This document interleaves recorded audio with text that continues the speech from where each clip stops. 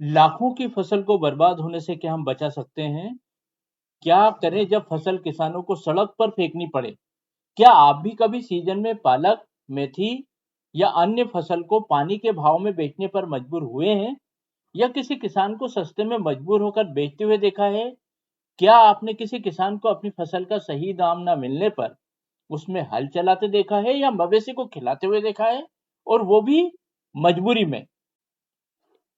किसान भाइयों, ऐसे बहुत से सवाल हैं जिनसे पता चलता है कि सीजन में फसल के सही दाम न मिलने के कारण किसान को अपनी फसल सड़क पर फेंकनी पड़ सकती है और लाखों के नुकसान उठाना पड़ता है। लेकिन अब हम ऐसा नहीं होने देंगे। इस समस्या का समाधान है बिजनेसमैन किसान।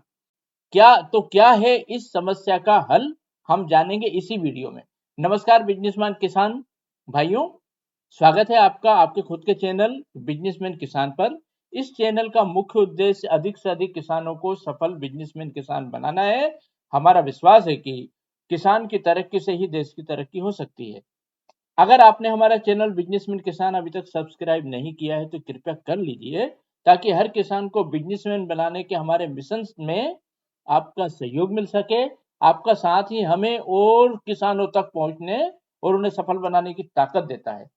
किसान भाइयों, आज हम एक ऐसी समस्या के समाधान पर चर्चा करेंगे जिससे अधिकतर सीजनल फसल में कई किसानों को तकलीफ होती है और खेती में मुनाफे की जगह हो जाता है लाखों का घाटा।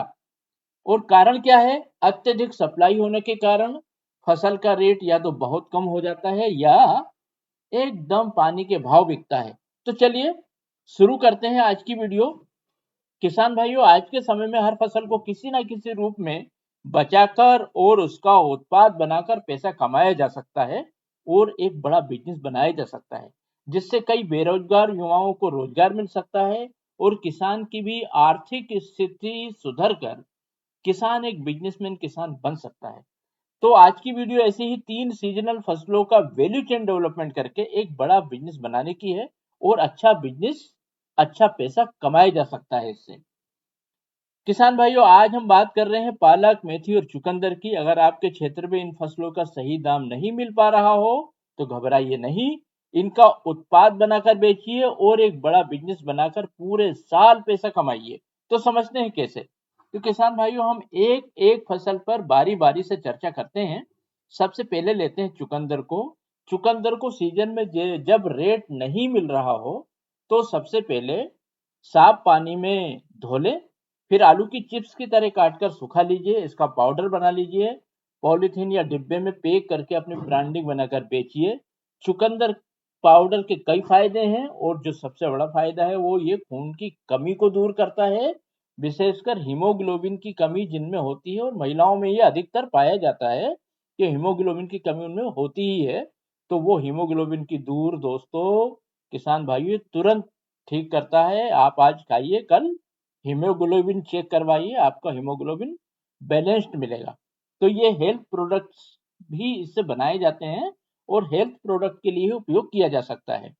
अब पालक की बात करते हैं। तो पालक को भी धोकर सुखा लीजिए। इसका पाउडर आप सीजन में सब्जी के रूप में इस्तेमाल किया जा सकता है। इसके लिए भी अपनी ब्रांडिंग और पैकेजिंग कीजिए और इसे भी स्थानीय मार्केट और रेस्टोरेंट होटल में बेच दीजिए, क्योंकि होटलों में इसकी बहुत डिमांड है।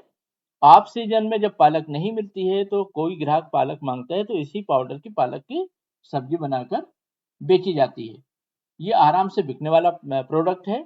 अब हम बात करते हैं मेथी की। तो किसान भाइयों, मेथी को धोकर सुखाना है लेकिन पाउडर नहीं बनाना है। इसकी पत्तियों से ही बनती है कसूरी मेथी, जिसकी डिमांड हर घर हर होटल में होती है। तभी तो स्वादिष्ट और खुशबूदार सब्जी हर होटल में बनती है।